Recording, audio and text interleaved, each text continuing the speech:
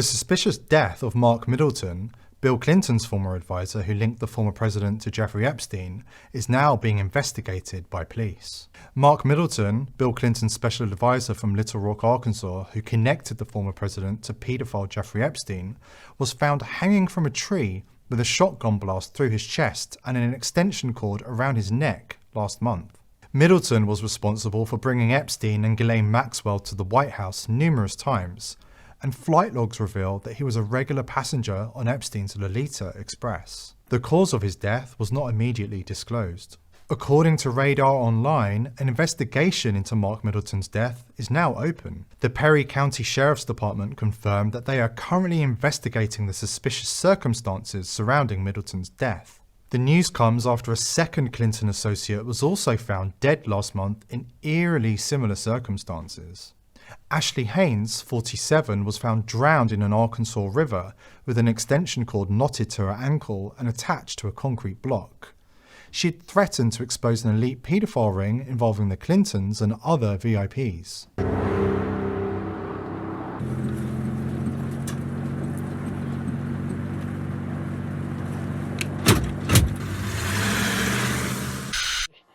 Summer driving season is upon us. We've just celebrated the Memorial Day weekend.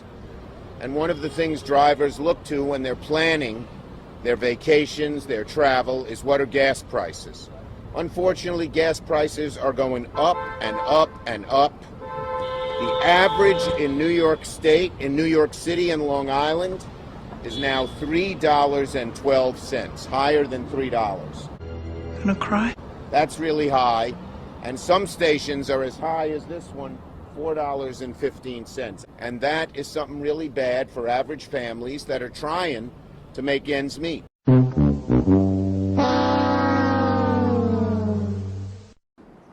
Why you bringing up old shit? And by the way, talk of inflation. The overwhelming consensus is going to pop up a little bit and then go back down. No one's talking about this great, As Chair Powell indicated himself, both of us probably could have used a better term than transitory. There's no question that we have huge inflation pressures, that inflation is really our top economic problem at this point, and that it's critical that we address it. So I do expect inflation to remain high, although I very much hope that it will be coming down now. You're not just wrong, you're stupid. Now wait just a minute. And you're ugly, just like your mum. So I know that there's an outrage right now, I guess, about protests that have been peaceful to date, and we certainly continue to encourage that outside of judges' homes, and that's the president's position. I want to tell you, Gorsuch, I want to tell you, Kavanaugh, you have released the whirlwind, and you will pay the price. You won't know what hit you. Very poor choice of words. Is part of the problem with the coverage of the economy that people like White House aides and, yes, TV anchors don't feel the pinch as much as the average American? And let me put that a personal way, Gene. Do you feel the pinch? Do you feel the pain? You know, I feel the pain for so many families in our lives. I think. But for you, do you feel? You know, I mean, I don't want to $72 say, for gas this morning. Do you feel it? Do you pay it? Look, we see it. We see, gallon of milk go to $5. Everybody understands that is a hit. I think I'm not going to try to say that I, feel that pain personally as much as so many families who make $50,000 or $60,000. That is one big pile of shit. North Carolina's lieutenant governor says he owns an AR-15 so he can fight back in case, quote, the government gets too big for its britches. Talk to me about this connection between guns and this bonkers threat of government tyranny. I mean, do you know the payload that comes on a Tomahawk missile? All right, do you have any idea what kind of force and firepower the American military can lay waste to a city or a town or your house? And you think that your armor light rifle is gonna be what stops them? Are you nuts? No, your guns will not protect you from the U.S. government if the U.S. government wants your stuff. Ask, I don't know, like Panama. Who are you? What are you? Who moved the rock? You don't have to go to hell. You're in hell. This is hell. This is hell. This is hell. Because democracy basically means government by the people, of the people, for the people. But the people are retarded. Then strangled them, and finally dismembered their bodies. Right. Then do Available. and homelessness and all that. And now, the voice you've been waiting for. There is a secret song at the center of the world, and its sound is like razors through flesh. I'm here to turn up the volume.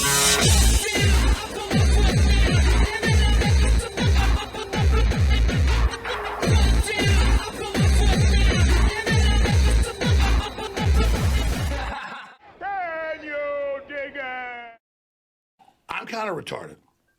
For quite some time, suicides in this country have been somewhat of a problem that got exacerbated by the coup and all the bullshit that came along with it. There was a pretty sharp increase in drug use and overdose, but also people committing suicide. There's almost 24 veterans every single day that commit suicide. And now it seems that it's getting so common that people are finding ways to be creative in the way that they commit suicide. Take, for instance, the curious case of Mark Middleton. A little over a month ago, he committed suicide in a most unusual way. They found him hanging from a tree with a shotgun blast to the chest. Apparently, on top of thinking about how he can't take it anymore and he just wants to end it, he also wanted to confuse the fuck out of whoever was gonna find him. And I know what you're thinking. Hanging from a tree and shot with a shotgun in the chest? That doesn't sound like a suicide. But this is in Arkansas. Things work a little bit different there. And you also may be wondering, with this being such a strange and interesting sounding case, why haven't I heard anything about this from any news stations? Anyone? Anyone? Anyone? You? Anyone? You? As it turns out, he had been an advisor to Bill Clinton and the person responsible for bringing Jeffrey Epstein into the White House. Did you hear what I said?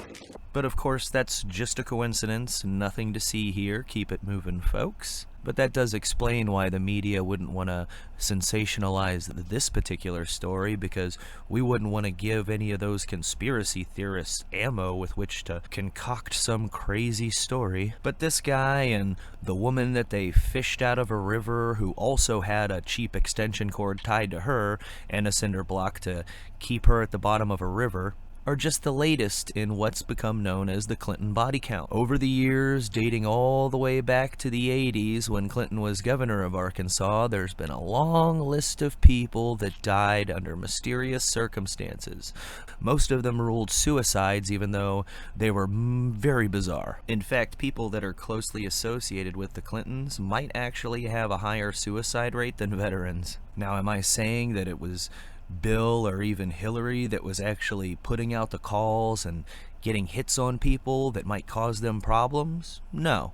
But I would say it's more like the power behind the throne. See, the Clintons, they're just figureheads. They're the front people for the system, the power structure that lays behind the scenes. They don't have to actually get their hands dirty because they are protected from on high.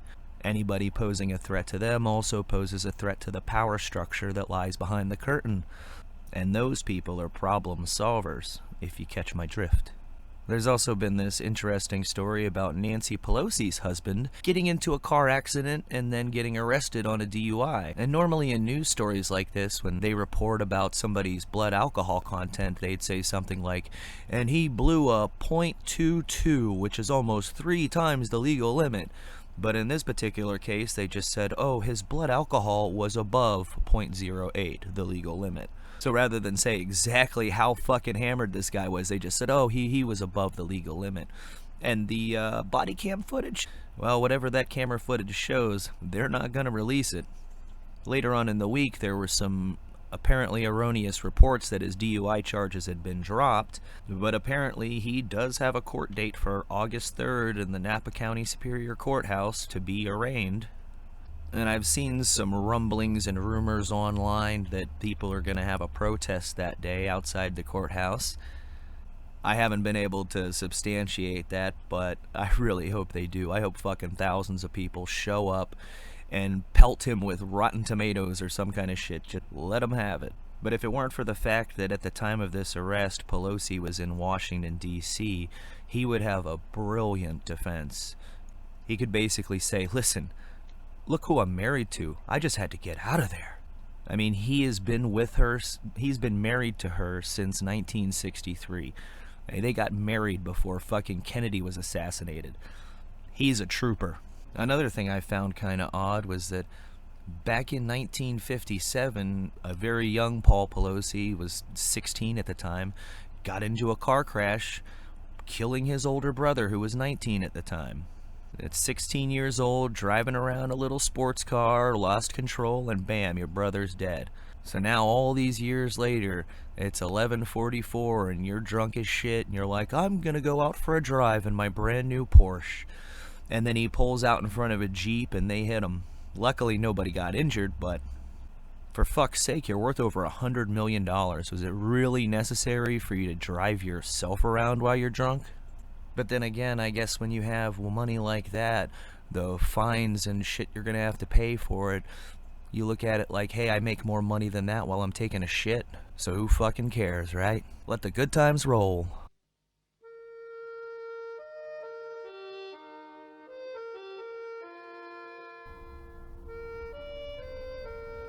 Please, consider liking, subscribing, sharing this video, or leaving a comment. Because every time you do nothing, Vladimir Putin will shoot another puppy. And another story that actually did get some coverage for about 5 minutes was a nutcase from California traveled all the way across the country to Washington, D.C. to try to kill Supreme Court Justice Kavanaugh. And then the next day, the House Democrats block a bill to provide more security for Supreme Court justices, despite foiled plot. Now, this is the funny part about this story. Who foiled this plot? The FBI or some super cop? No, he foiled himself. He traveled 3,000 miles across the whole fucking country, and then when he gets there, he calls 911 on himself. So he's totally insane and or twice as dumb as shit. But this is another story that's going to get memory hold real fucking quick, because when you contrast that with what they're trying to push with these January 6th hearings about how Trump was culpable because of his rhetoric, they leave out, of course, the part where he said, go forth peacefully and patriotically to make your voices heard. They leave that part out, and they just focus, oh, he said fight like hell, he said fight like hell. Well, what about what Chuck Schumer said? Or the tweet from Mayor Beetlejuice out in Chicago saying, literally, this is a call to arms. And Schumer saying, you will pay the price? What price? They don't have to worry about re-election, so what exactly do you mean by that, Chucky? But no, instead focus on this prime-time, made-for-TV bullshit January 6th committee hearings, where they're conveniently leaving out a whole lot of shit. And they're just up there reading teleprompters, telling everybody how close we came to losing our democracy that day. Never mind that Liz Cheney actually admitted that they knew there was going to be a fucking problem, which makes the decision to turn down the help of the National Guard really suspect. Or the 1,000 or so undercover plainclothes federal agents that were amongst the crowd that day. They've actually admitted to this, although they won't discuss just what those people were doing there that day or why they didn't do anything to stop this dangerous insurrection.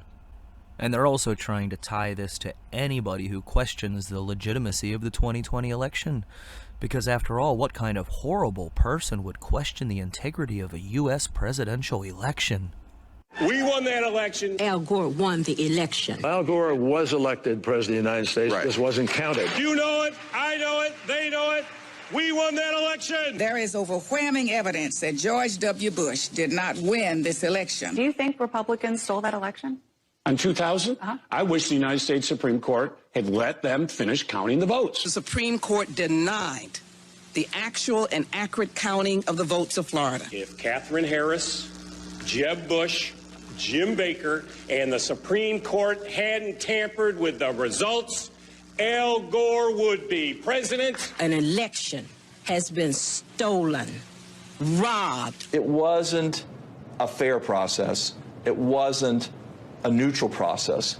It was a process that was rigged against us. We actually won the last presidential election, folks. They stole the last presidential election. As we look at our election system, I think it's fair to say that there are many legitimate questions about its accuracy, about its integrity. How are you going to keep it from us being able to be in a position where you can manipulate the machines, manipulate the records? In Virginia, when I was governor, I had to replace all the machines. Too many voters have cast votes on machines that jam or malfunction or suck the votes without a trace. I kept voting in the Senate race, kept voting for the Democrat. Republican name kept coming up. 3 times that happened. How many other votes did the computers get wrong? I brought in some technology experts. They were able to hack into our machines from off-site in about 5 or 6 minutes, and within 4 minutes, they were able to change a vote. The legitimacy of any president that's elected is going to be impaired unless the American people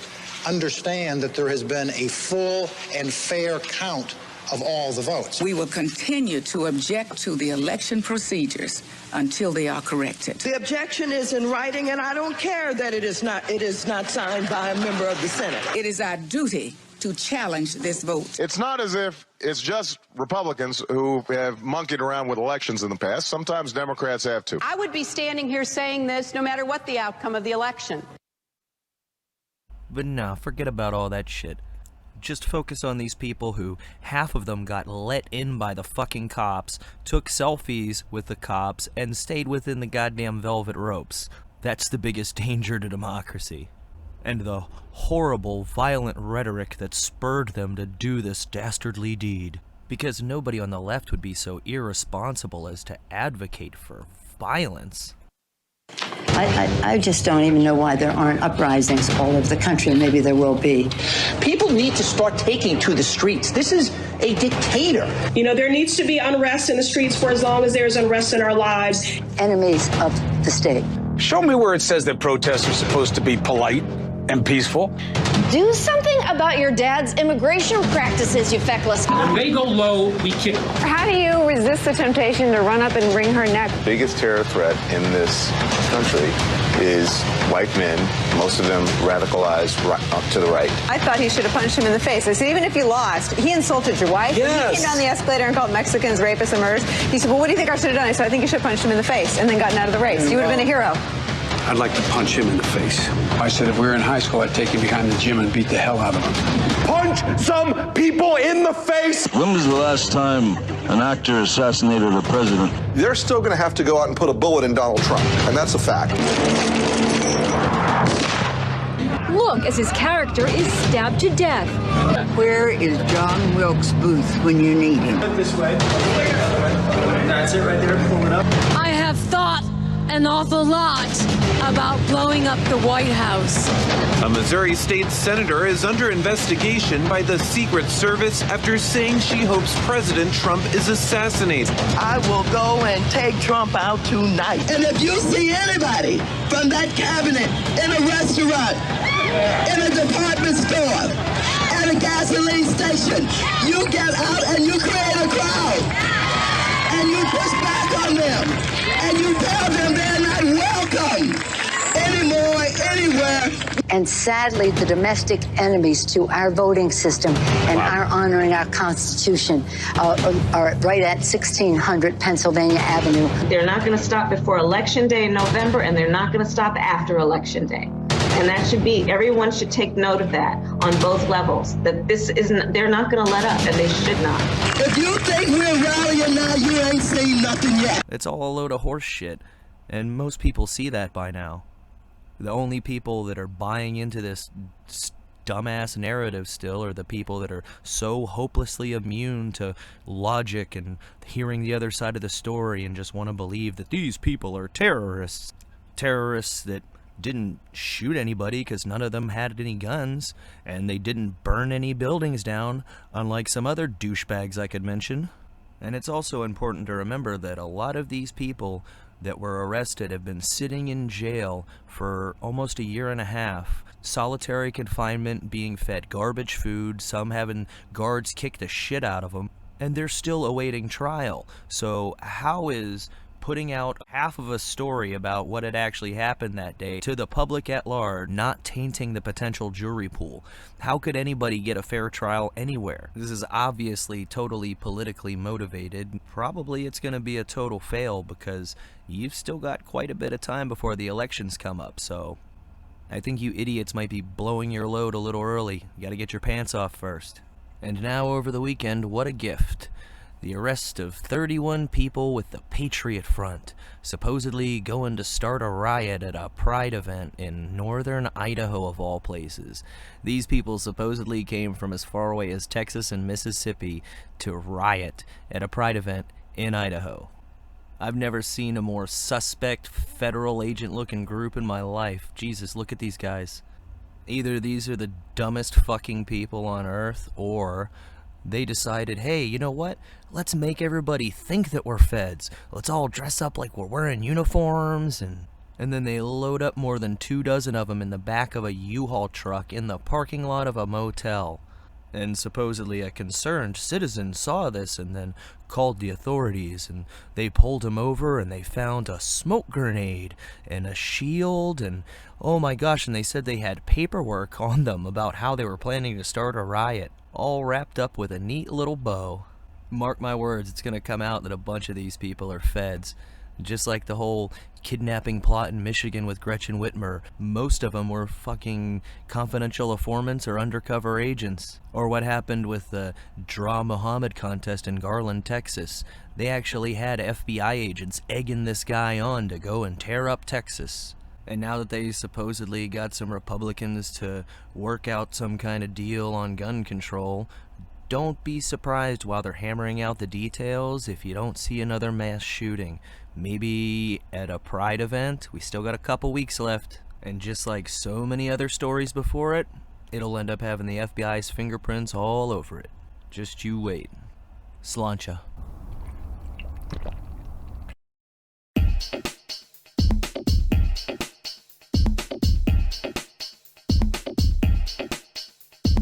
All I have in this world is my thoughts and my word, and I don't break them for no one. You understand? So say good night to the bad guy. So say good night to the bad guy. So say good night to the bad guy. So say good night to the bad guy. Come on. Come on.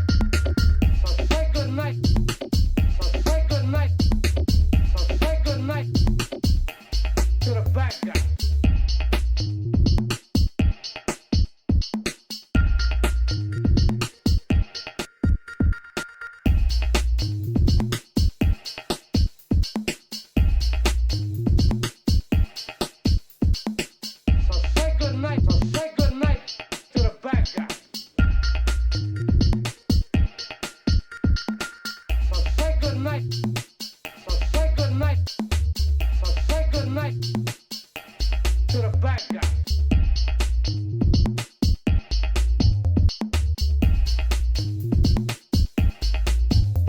I told you. Don't fuck with me. I told you. Don't fuck with me. I told you. Don't fuck with me. I told you. Don't fuck with me. You stupid fuck. Look at you now.